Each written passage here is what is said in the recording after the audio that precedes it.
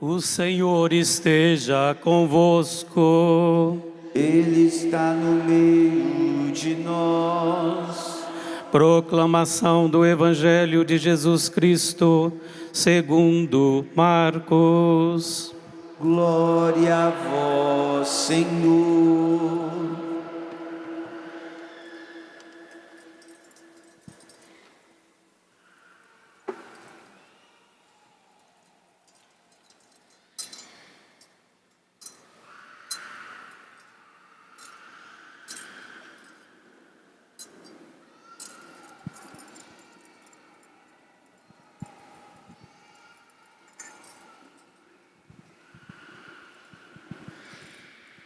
Naquele tempo, Jesus saiu de Jericó, junto com os seus discípulos e uma grande multidão. O filho de Timeu, Bartimeu, cego e mendigo, estava sentado à beira do caminho. Quando ouviu dizer que Jesus, o Nazareno, estava passando, começou a gritar: Jesus, filho de Davi, tende piedade de mim.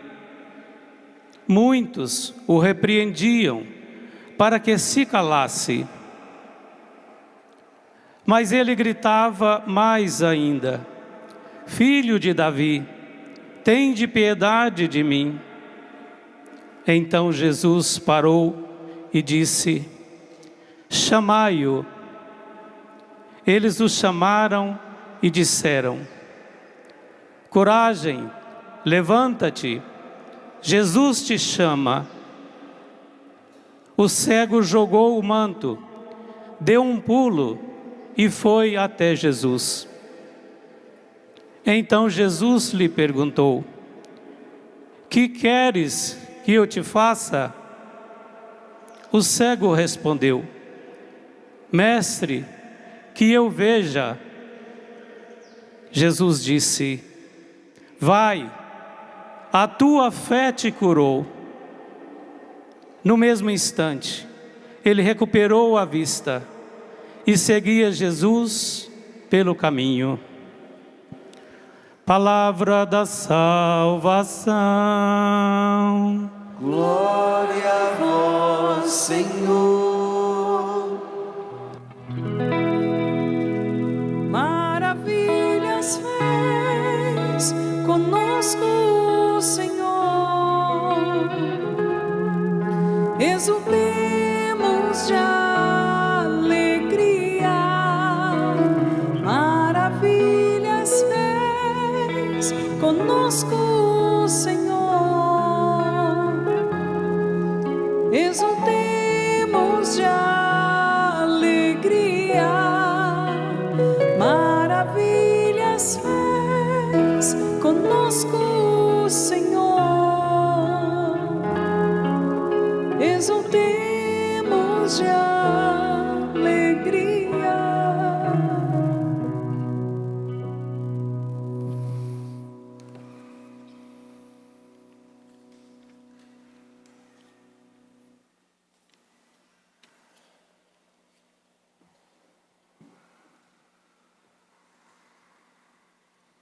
Os que semeiam entre lágrimas ceifarão com alegria.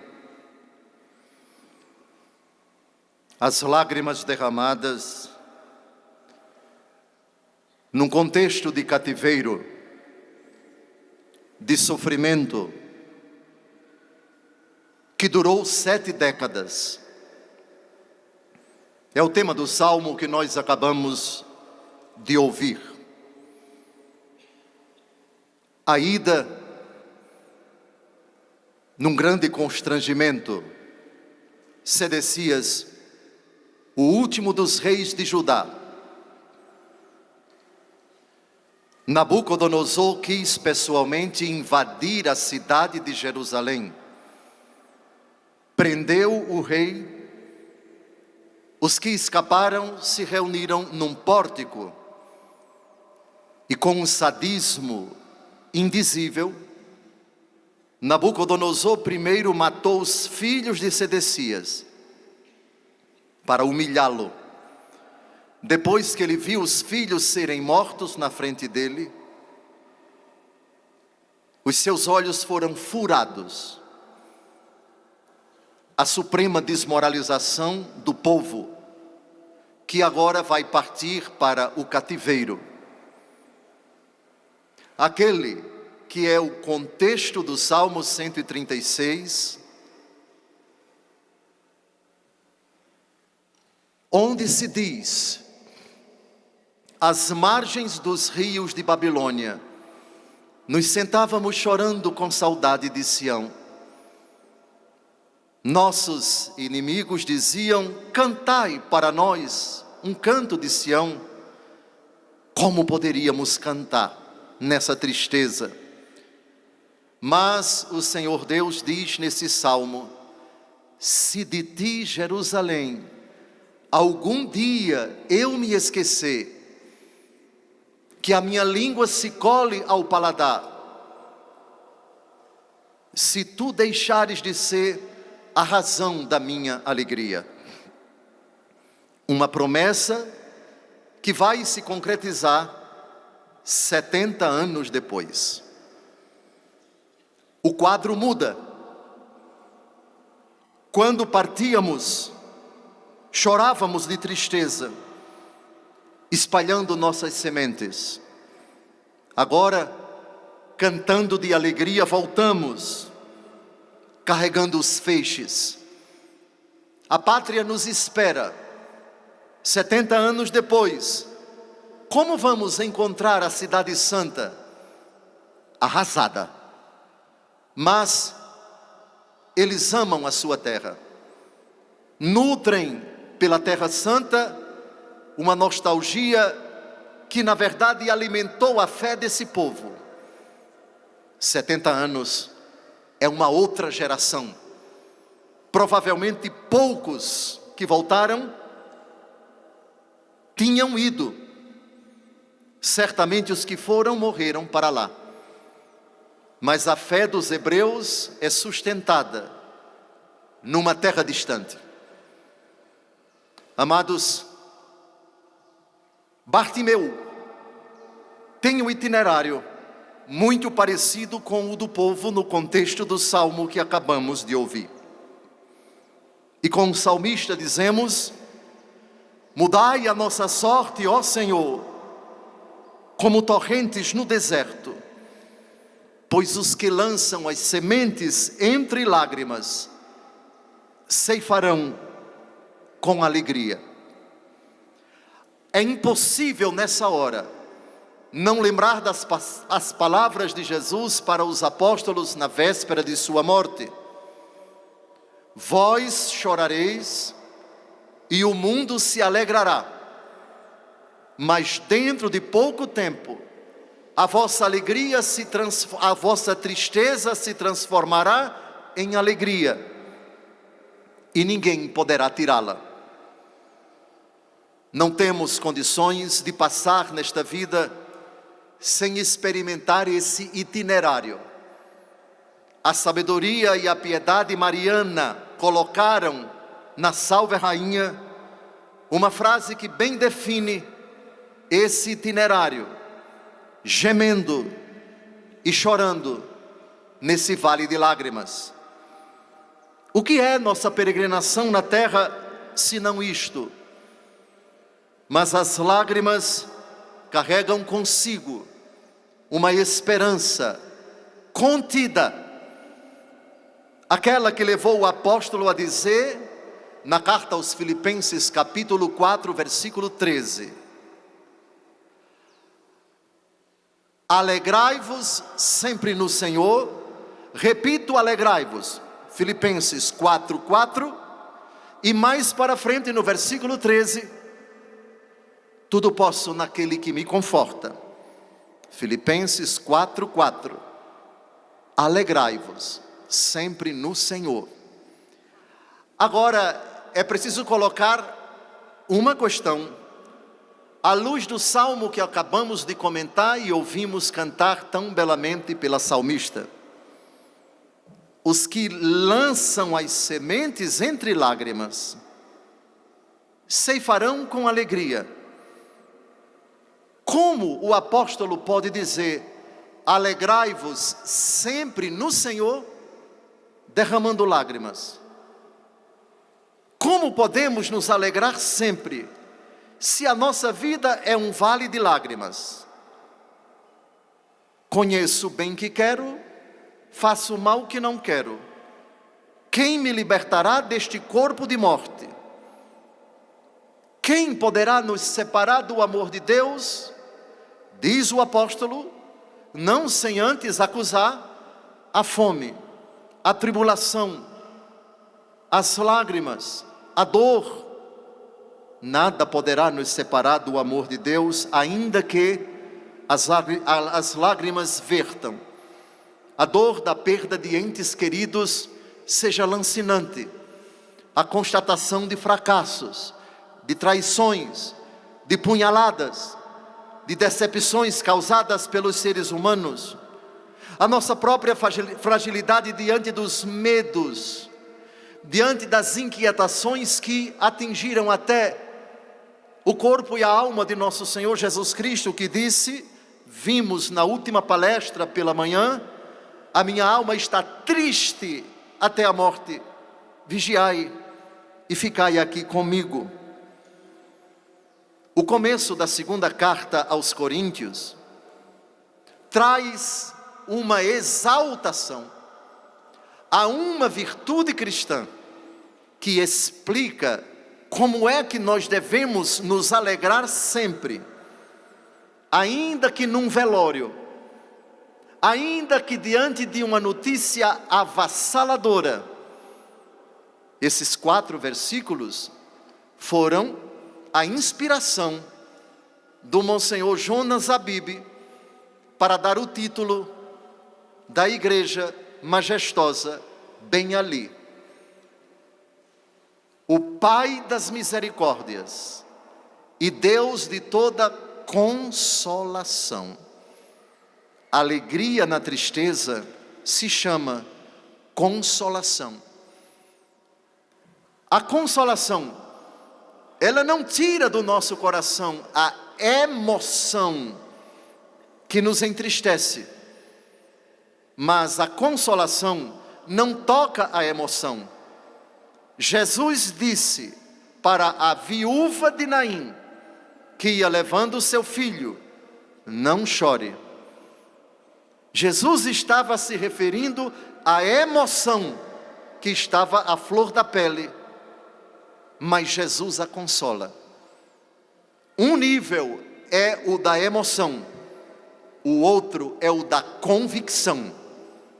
Como uma pessoa pode, num velório, estar consolada, triste pela perda, alegre, ainda que essa alegria não se traduza no semblante, pela convicção. Eu sei que um dia o meu Redentor, que vive, triunfará. O meu Redentor vive. Aquele que crê em mim, ainda que esteja morto, viverá. Creis isto? Disse Jesus às irmãs de Lázaro, sepultado há 4 dias. Atenção! Consolar não é tirar a emoção da pessoa, é incutir nela certeza. Minha alma está triste até a morte. Jesus carregou consigo até a cruz o sentimento, mas já no jardim das oliveiras, não se faça a minha, mas a tua vontade. Se a emoção triunfasse, se emotivos fôssemos sempre, a fé não triunfaria, a certeza não nos daria segurança, e seríamos levados pelas ondas daquilo que a nossa razão não consegue segurar. Emoção. A emoção faz parte da fé, mas deve ser subordinada a ela. Os que semeiam entre lágrimas ceifarão com alegria, sairão chorando de tristeza, mas vejam, espalhando suas sementes. Por que você espalha semente? Se o grão de trigo não cai na terra e morre, ele não dá frutos. Mas se cai, ele dará muitos frutos. Vejam, emoção e fé no salmo que nós acabamos de ouvir. Chorando de tristeza sairão, mas espalhando suas sementes. A semente para germinar precisa de tempo, mas eles não vão estar aqui para ver. Depois procurem no mapa do Oriente Médio a distância de Jerusalém para a Babilônia, atual Iraque, capital Bagdá. Um trajeto longo, doloroso, no contexto do exílio humilhante. Quantos xingamentos, mas foram espalhando as sementes. Amados, não temos o direito de, na emoção, deixarmos de fazer isto. Espalha-se a semente como a dizer, um dia a semente morrerá e dela brotará a árvore da vida. João capítulo 12, versículo 32. Quando eu for elevado da terra, atrairei todos a mim. Mas isto só depois da cruz e depois da ressurreição. Espalhar as sementes agora, para um dia ao voltar, encontrar o resultado dessa atitude ousada, eu diria surreal, talvez quimérica, que malucos que vão partir e nem sabem se vão voltar. E provavelmente os que espalharam não voltaram. 70 anos depois, vão voltar poucos. A história diz que muitos judeus, no caso hebreus, judeus é somente a partir de Esdras e Neemias, até a volta e a reconstrução de Jerusalém e do templo, que vai ser uma reconstrução bem modesta. No tempo de Esdras e Neemias, vai ser um templo bem menor, bem menos suntuoso, que fora o do tempo do rei Salomão. Voltará um povo reduzido, os pobres de Javé. Muitos hebreus ficaram para lá, se deram bem, não quiseram se aventurar no retorno. Financeiramente estavam estabilizados. Os judeus não quiseram voltar, voltaram poucos, cantando de alegria, carregando os seus feixes. O que é carregando os feixes? Os feixes são gravetos utilizados tanto para fazer a fogueira à noite. Vejam, carregar os feixes. Para quê? Para isso. E aqueles feixes que sobraram? Para fazer de forma improvisada, digamos assim, quintal para criar os animais, para se alimentar deles, para tirar deles o sustento. E ninguém tinha nenhuma garantia do que iam encontrar na cidade de Jerusalém, jogada literalmente às baratas. Os assírios, os babilônicos, tomaram conta da cidade durante 70 anos. Quem volta nunca teve a experiência da Terra Santa. É outra geração. O que é que nós vamos encontrar? Vamos encontrar aquilo que os nossos pais disseram, que era o vínculo da fé, que era a identidade do nosso povo, a nossa raiz, a nossa história. O Monte Moriá, o monte onde o nosso pai Abraão ia sacrificar o seu filho Isaque. O Monte Sião, Jerusalém, cidade bem edificada, num conjunto harmonioso. Para lá sobem as tribos do Senhor, as tribos de Israel.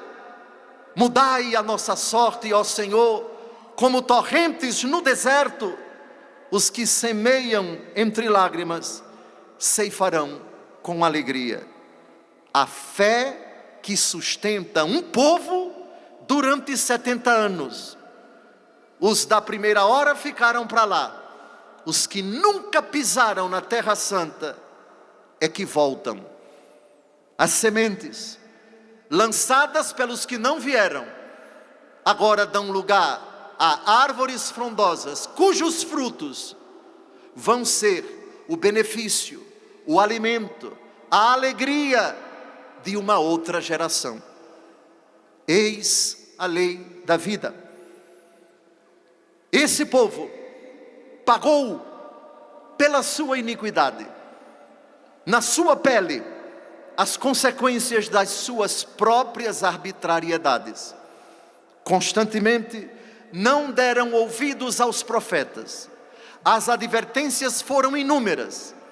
Dentre todos os profetas, sem dúvida alguma, o profeta Jeremias, ele presenciou a partida, mas ele ficou em Jerusalém.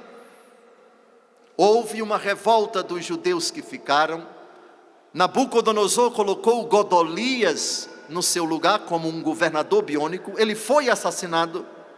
E depois disso, Nabucodonosor mandou um exército para abafar a greve, a rebelião dos hebreus que ficaram. É quando Jeremias foge para o Egito com alguns hebreus e provavelmente ele morreu para lá. É tragédia que não acaba mais. Mas as promessas do Senhor não caem por terra. Deus que é fiel considera, ainda não é a hora do retorno, mas em breve eles voltarão, porque a misericórdia do Senhor é fiel. E aí chegamos à primeira leitura que nós acabamos de ouvir. Jeremias, do qual eu já falei. E é no capítulo 31, o capítulo da primeira leitura de hoje, que existe uma frase do Senhor que me toca muito, comove-me bastante, e ela vai ser importante para nós introduzirmos o tema de Bartimeu, cego,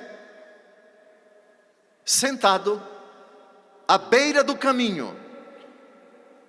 Todas essas características nos tocam a nós. Antes de entrarmos nos versículos de 7 a 9, primeira leitura de hoje, pulemos para o versículo 3.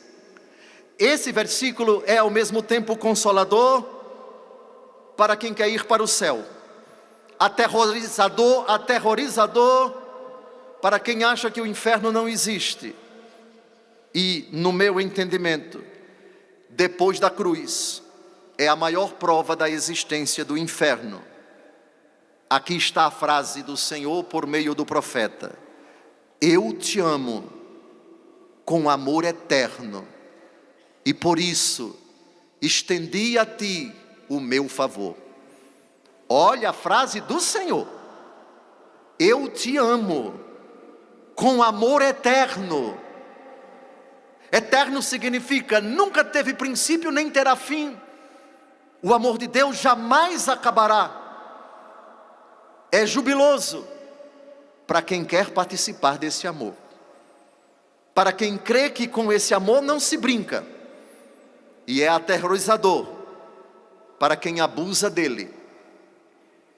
Deus é eterno, o amor dele também, mas Deus é onipresente, está em toda parte, está também no inferno, porque se Deus não estivesse no inferno, ele não seria onipresente, não estaria em toda parte, e se não amasse sempre, não seria Deus. E esse versículo 31, 3, Jeremias 31, 3, não seria verdadeiro. O horrível do inferno, antes de tudo, não é saber que Deus nos ama com amor eterno, porque da parte de Deus não há mudança, no que toca ao seu sentimento pelos demônios e por todos os condenados. O amor é o mesmo. Eu te amo com amor eterno e por isso estendi a ti o meu favor. Por favor, recordem-se sempre disso. Essa é a declaração constante de Deus a tudo aquilo que Ele fez aos anjos criados bons que estão na glória, aos anjos criados bons que se tornaram maus por sua própria decisão. Malaquias capítulo 3, versículo 6. Eu sou o Senhor e não mudo. No inferno não há mudança do amor de Deus quanto aos condenados, anjos e seres humanos. Mas esse versículo se torna assustador quando nós olhamos a criatura que, tendo sido amada, não aceitou o amor, rejeitou o amor, ofendeu o amor e não quis amar. E no fim de sua vida, permaneceu nesse propósito. Dizem que nos relacionamentos humanos, quando um não quer, dois não fazem. Isso no que toca à amizade, ao namoro, ao noivado, ao casamento. Porque o substrato desses relacionamentos é o substrato da reciprocidade. Entre os homens, não existe amizade que não seja recíproca. Na nossa convivência, não existe eu sou amigo de tal pessoa, mas tal pessoa não é minha amiga. Evidentemente, na nossa convivência, a amizade supõe reciprocidade. Com Deus, não. Se quisermos ser inimigos dele, ele continua sendo nosso amigo. Só que essa amizade dele para conosco, se não houver reciprocidade, não trará nenhuma felicidade para nós, mas tormentos, mas angústia, mas aflição. Dá-me a parte da herança que me cabe, diz o jovem da parábola do Pai misericordioso. Estou cheio da tua presença, não te suporto, não quero mais vínculo contigo, estou cheio dessa convivência, prefiro uma outra experiência, longe de ti. O pai em silêncio permite que o filho parta. Amados, como é horrível e como é belo saber que Deus nos ama com eterno amor. Jeremias 31, versículo 3. Como é terrível, porque o amor de Deus não mudará, e isso em nada diminuirá, atenuará o sofrimento, as dores, os tormentos do inferno, que jamais acabará. O inferno jamais acabará por dois motivos: porque o amor de Deus não acaba, e porque a decisão de quem parte em pecado mortal é irreversível. E Jesus colocou essa irreversibilidade na parábola de Lázaro e do rico. Entre nós e vocês existe um abismo, de sorte que quem está aqui não pode passar para aí, e quem está aí não pode passar para cá. Abismo, palavra que o apóstolo Paulo utiliza no final do capítulo 11 da carta aos Romanos, para falar do amor de Deus. Ó abismo da riqueza, da sabedoria, da inteligência e do poder de Deus! Quem pode compreender os vossos desígnios? Eu não posso. Só posso balbuciar com as Escrituras o tamanho, a vastidão incomensurável do amor de Deus por nós. Enquanto estamos a caminho, ainda que distantes do Senhor, a sua constante solicitude volta-se para nós a nos convidar docemente, alegremente, nas passagens de Deus na nossa vida. Bartimeu, ouvindo dizer que Jesus estava passando.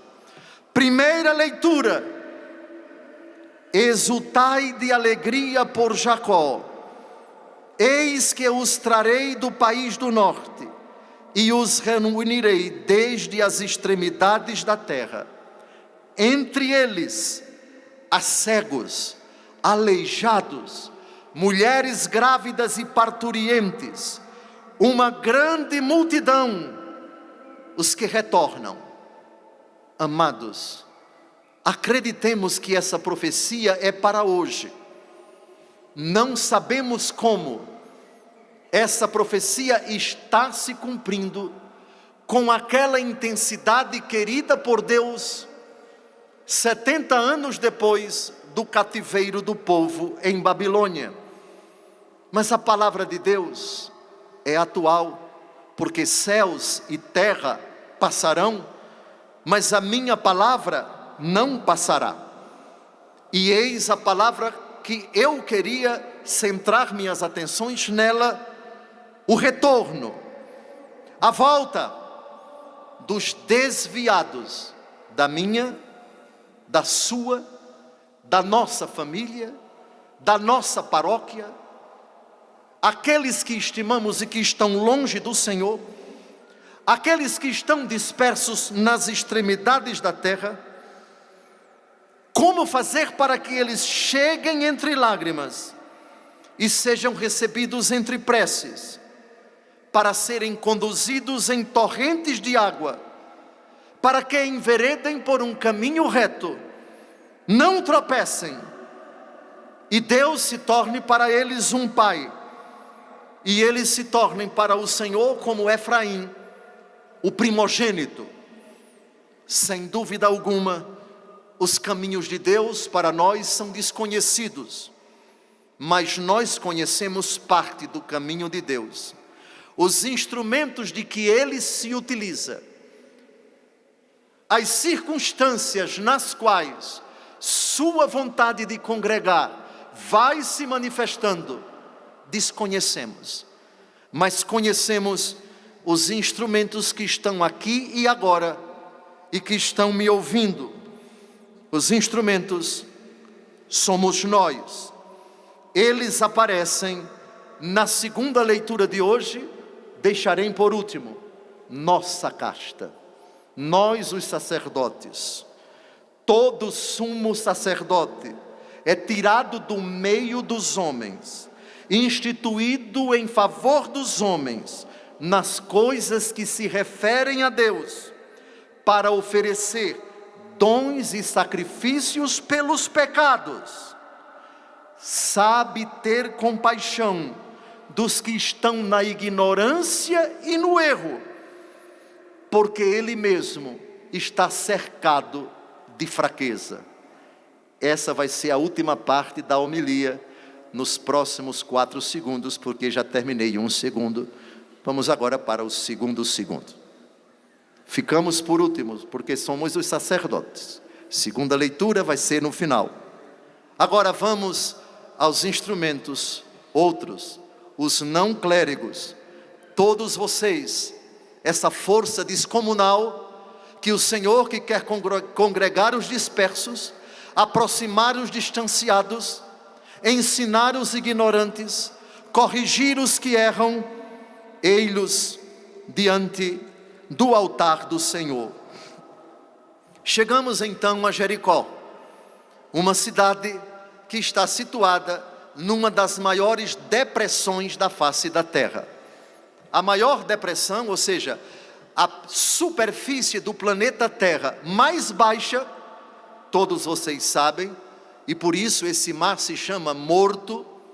No Antigo Testamento esse nome não aparece, se chama Lago Salgado, que é onde a água que vem do Monte Hermon lá em cima, na divisa com o Líbano e a Síria e Israel, passando pela cidade de Bânias, depois descendo no mar da Galileia ou o mar de Tiberíades, e depois correndo pelo rio Jordão, divisa entre a Jordânia e a Terra Santa, e caindo no Mar Morto.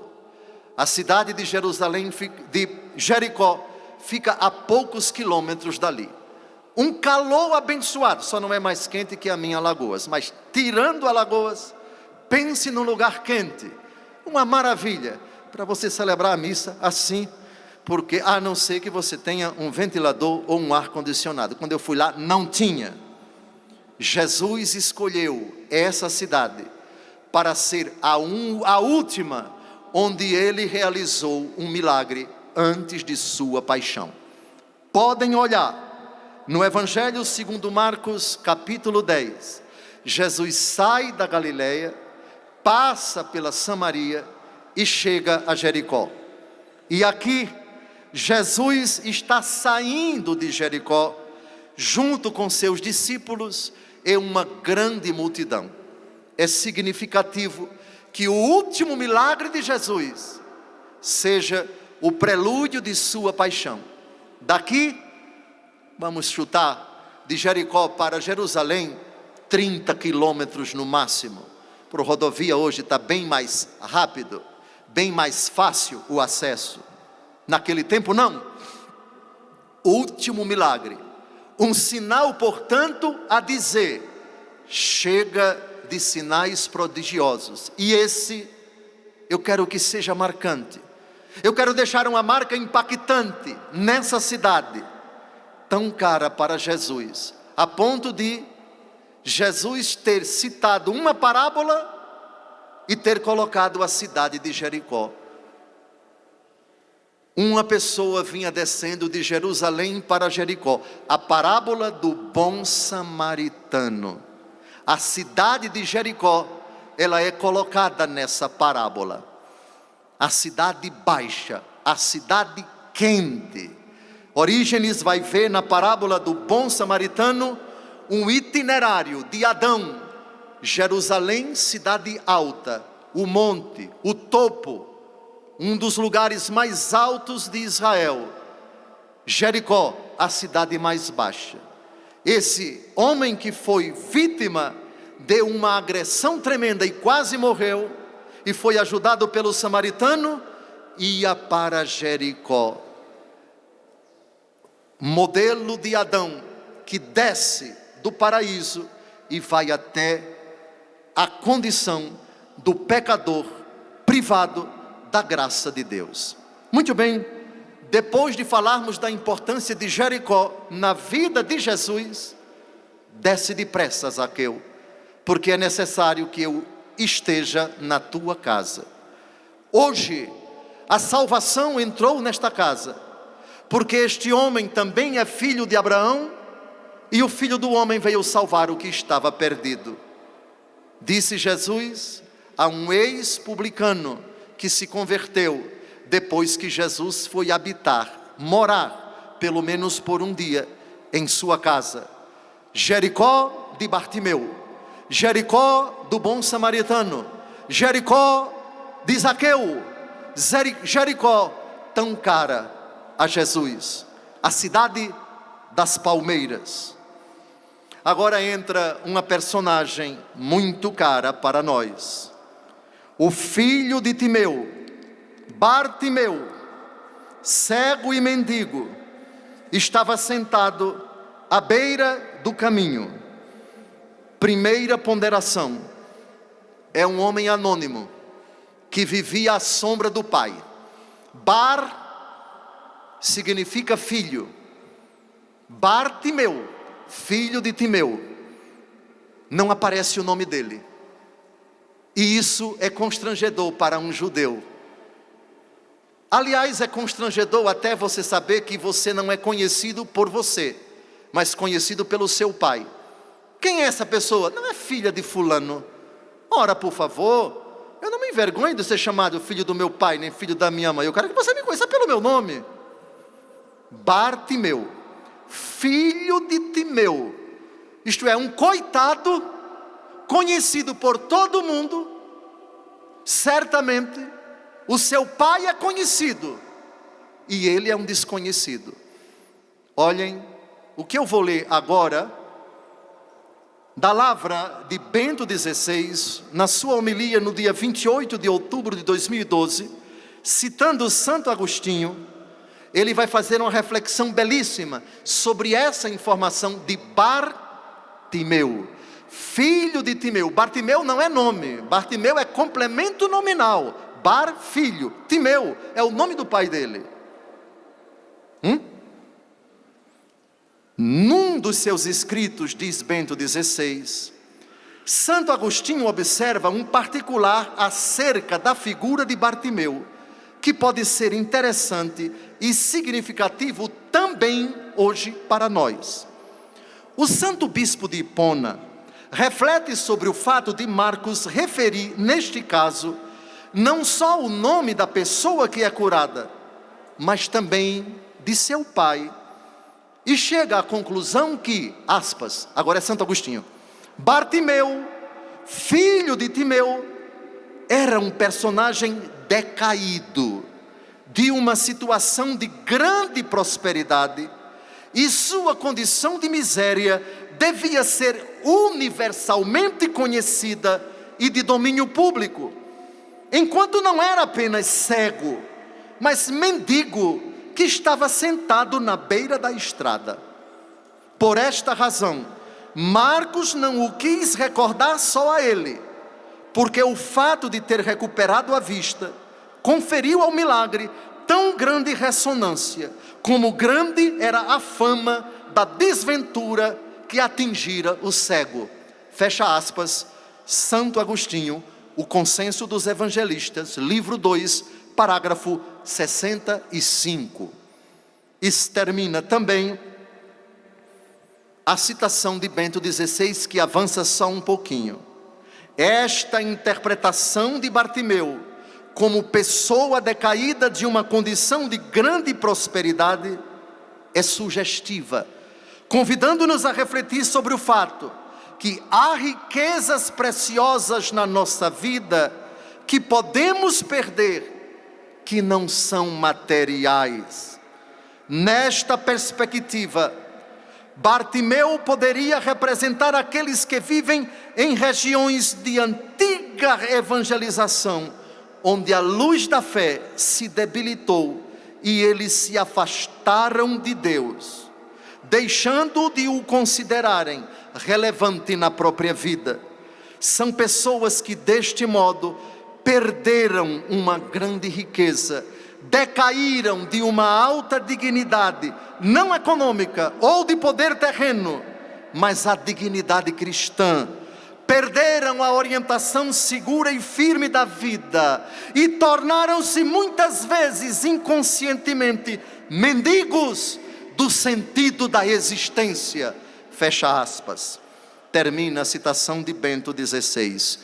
Como não pensar naquela pessoa da sua família que depois da crisma desapareceu da igreja, que depois do casamento religioso a igreja para ele se tornou algo estranho, permaneceu até hoje indiferente. Bartimeu, filho de Timeu. Sua recordação da igreja católica, fotografias ou acontecimentos sociais. Perdeu o elan que ele recebeu quando foi-lhe administrado aquele sacramento do batismo, da crisma, da Eucaristia. Avancemos. Filho de Timeu, anônimo, perdeu a identidade da família de um homem conhecido, mas um coitado. Se estava sentado à beira do caminho, certamente não estava mais com o pai.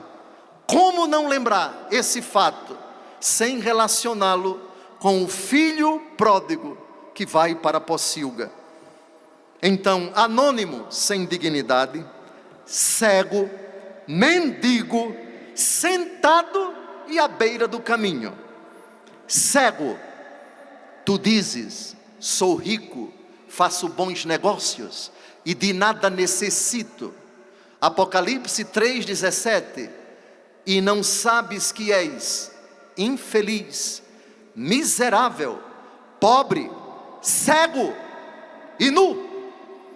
É a dura reprimenda do Senhor Jesus ao anjo da igreja de Laodiceia, uma das igrejas mais relaxadas das 7 igrejas para as quais, nos capítulos 2 e 3 desse livro, o Senhor Jesus determina a João que escreva essas 7 cartas. Cegueira, depois mendicância, mendigo. Que situação constrangedora, precisar da bondade, da caridade dos outros para poder viver. Abdicou da condição que o tornava de fato filho de Timeu, dentro da casa de Timeu. Agora é filho de Timeu, sentado à beira do caminho. Sentado, o antônimo daquela condição que permite que a pessoa transite, que a pessoa arregace as mangas. Está sentado por incapacidade? Qual delas? Estamos tratando de incapacidade física? Não tanto, porque daqui a pouco ele vai dar um salto. Coragem, levanta-te, o mestre te chama. E ele deu um salto, jogou o manto e deu um pulo e foi até Jesus. Então está sentado não porque é paralítico, mas porque é acomodado. Não por ser cego, porque ainda cego, deu um pulo e foi para Jesus. Portanto, a questão de estar sentado não é que o bichinho, o coitadinho, está impossibilitado de andar. É que ele não queria andar. Eis a vida de trevas, aquilo que provoca no coração de uma pessoa que mendiga. Na parábola do filho pródigo, as bolotas dos porcos. Que situação constrangedora. Que coisa mais humilhante e degradante você chegar a esse ponto. E mais, o texto não diz que ele era cego de nascença, não. Não, esse não era um cego de nascença, absolutamente. Isso nos faz levar à seguinte conclusão: é uma cegueira posterior. O que teria causado a cegueira desse homem que perdeu a dignidade e a amizade com o Pai? Já entramos no âmbito espiritual. A vida de pecado vai causando aos poucos, sem que a pessoa perceba, astigmatismo espiritual, catarata espiritual, cegueira espiritual, a ponto de você não enxergar o óbvio, a ponto de tudo ficar obscuro, a ponto de tudo ficar confuso, a ponto de ficar no lusco-fusco, em que você facilmente confunde as coisas com as pessoas entre elas e as coisas entre as coisas. Cego, mendigo, sentado. Já falei dessas 4 características horrorosas. Falta a 5ª. Sentado à beira do caminho.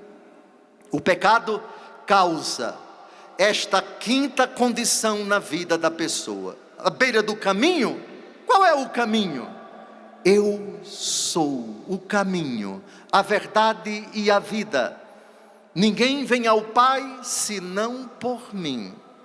Sentado à beira do caminho é a margem de Cristo. A margem de Cristo significa perto dele, mas ao mesmo tempo tão distante dele. Aqui o texto não diz longe do caminho. Ele está perto de onde Jesus vai passar. Ele está perto de Jesus, mas tão distante. Há uma proximidade que o pecado nos possibilita junto a Jesus. Uma proximidade que às vezes se parece com aquela do próprio diabo que segue Jesus para tentá-lo. Proximidade física, proximidade do altar, proximidade da paróquia, proximidade do Santíssimo, proximidade da matriz, da catedral, proximidade do lugar de culto. Isso é importante, sem dúvida alguma. Mas Bartimeu estava à beira do caminho, tão perto, mas sentado, mais cego, mais mendicante, mas sem a identidade e proximidade com o seu pai, Timeu. Dito isso, agora avança o relato. Quando ouviu dizer que Jesus o Nazareno estava passando, começou a gritar. Quando ouviu dizer. É preciso que não desperdicemos tempo, ocasião, circunstância para falar de Jesus. O que parece óbvio para nós, para tantos, é uma novidade. Ninguém tinha ouvido, eu jamais tinha ouvido falar desse Jesus com tanta paixão. Essa gritaria de vocês, esse converseiro de vocês, para mim foi uma novidade, despertou. Quando ouviu dizer que Jesus o Nazareno estava passando. Quando ouviu dizer, ele não ouve Jesus, ele ouve os que estão com Jesus dizer que é Jesus que está passando. Aqui está o começo da cura, não é Jesus?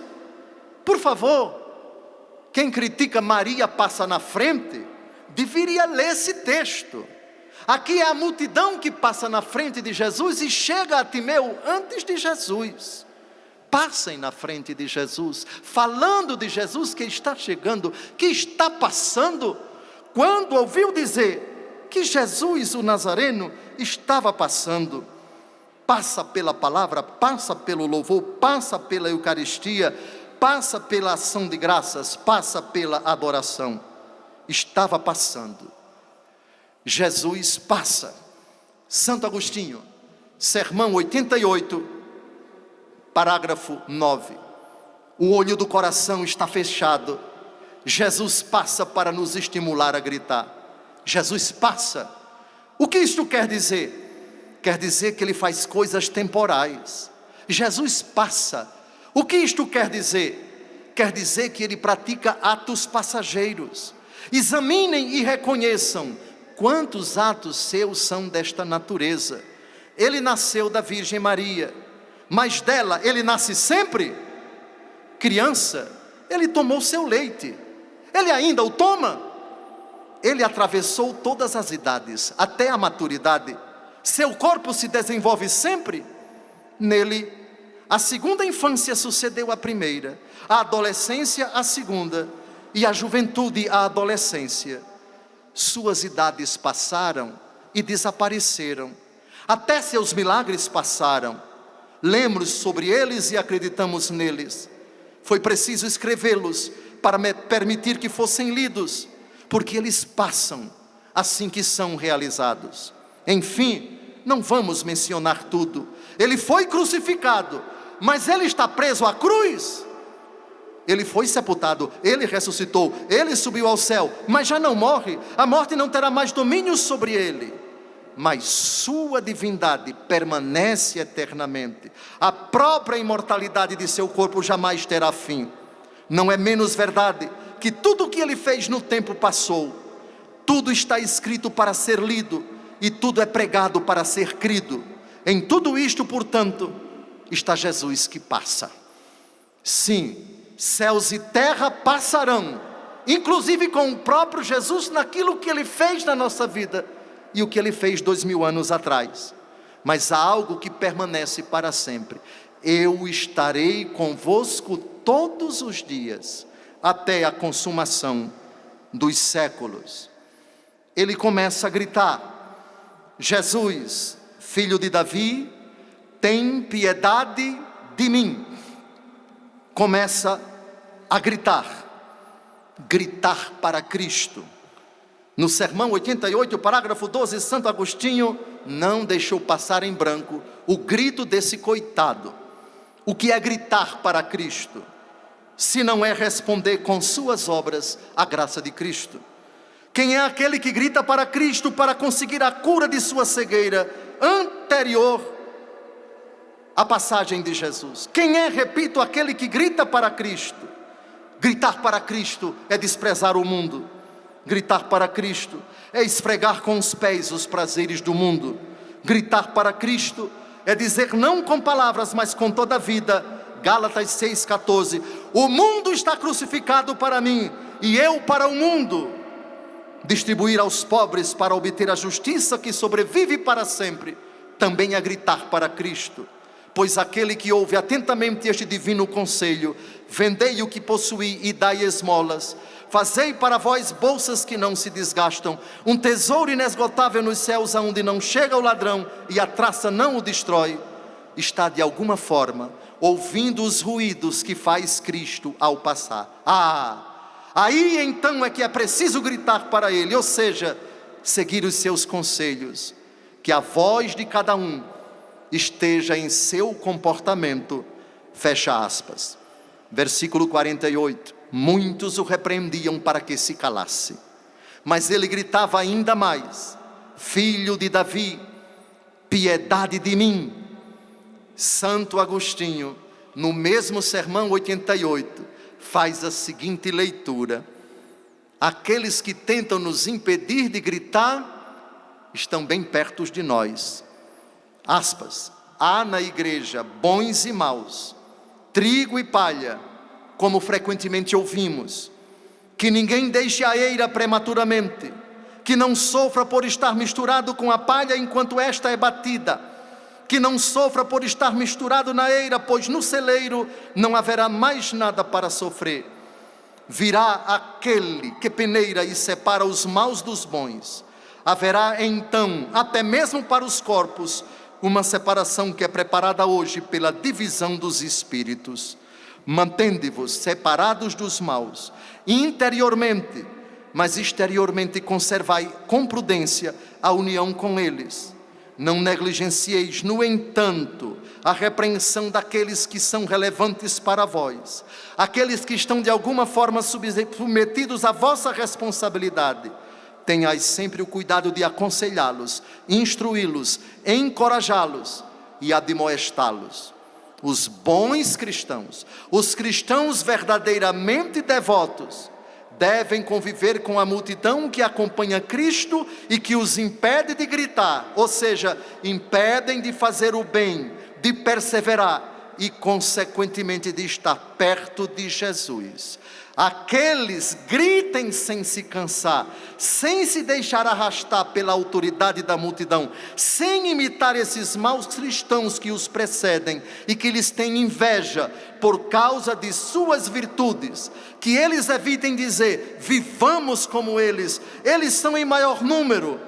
Por que não viver como quer o Evangelho? Eles os insultarão, eles os censurarão, eles os desviarão, mas grita até que sejas ouvido por Jesus. Se de fato continuamos a praticar o que o Senhor prescreveu, sem prestar atenção aos clamores da multidão, sem nos preocuparmos com os que parecem seguir Cristo, já que levam título de cristãos, se valorizarmos mais a luz que deve propiciar o Salvador, do que temermos o clamor público, Jesus não nos abandonará. Ele parará e curará. Educadamente, escutem as críticas e respondam: gritei e vou gritar. Sua crítica não me intimida, com devido respeito. E se você não é capaz de me respeitar o clamor de minha alma que se volta para Jesus, precisamos considerar a razão da nossa convivência.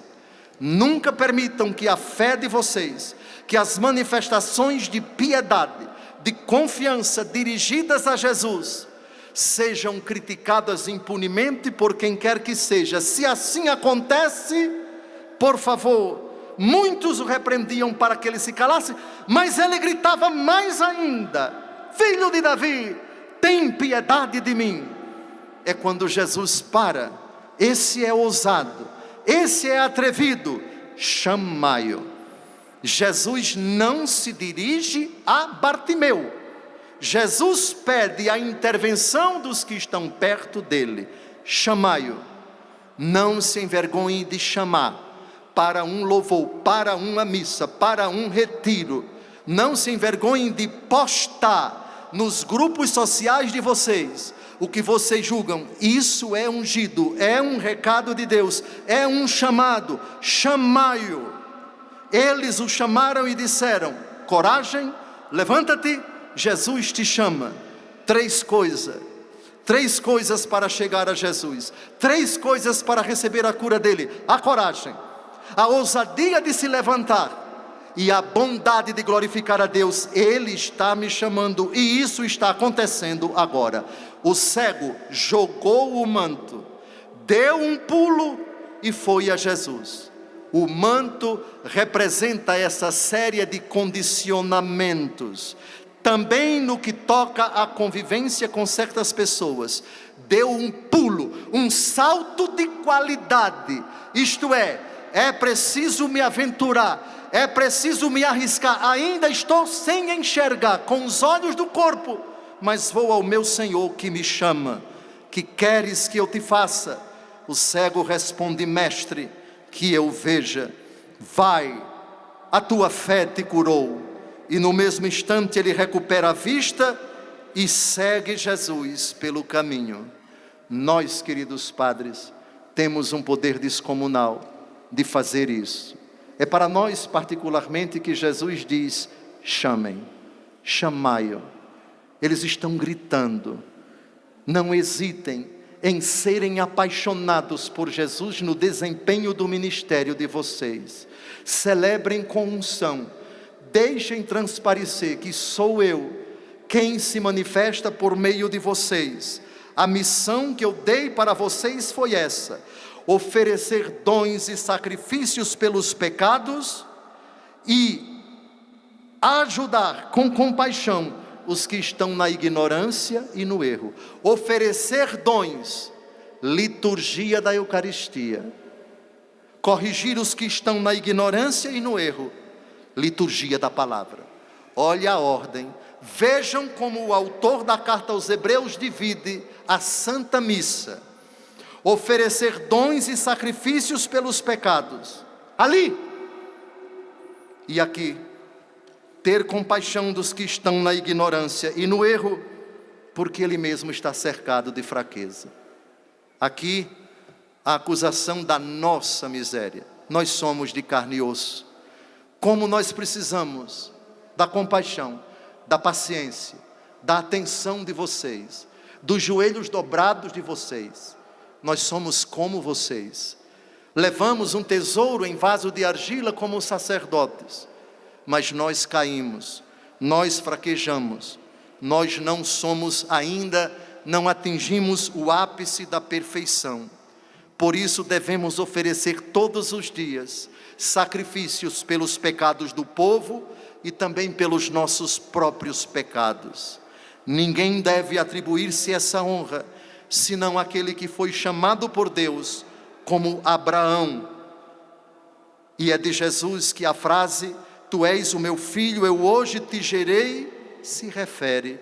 O que para nós sacerdotes que fazemos e agimos na pessoa de Cristo cabeça, fazendo as vezes de Deus, sobretudo no santo sacrifício da missa, utilizando nossos lábios para que Deus fale, e nossas mãos e o divino sacrifício no lugar de Jesus Cristo, ou o próprio Jesus agindo por meio de nós, que vocês percebem nesse propósito de trazer do exílio, de trazer para o caminho, de levar os Bartimeus da vida a ter coragem, a dar um salto, a jogar o manto e a se dirigir a Jesus e dizer: que eu veja. Amados, saibamos, nós exercemos um poder que causa um medo tremendo ao inferno. O diabo tem medo de nós não podemos ter medo dele, é o contrário. Ele é que fica apavorado diante do nosso poder, da graça que Jesus nos deu, essa honra que foi dada a Arão. minha reverência, minha homenagem, meu aplauso, minhas preces e a de toda a igreja aos mais de 450 mil sacerdotes honrados na primeira leitura que nós acabamos de ouvir. Eu não olhei para o relógio, mas quero pedir à direção da Canção Nova que não corte a missa até a bênção final. É defeito do bispo. Louvado seja nosso Senhor Jesus Cristo.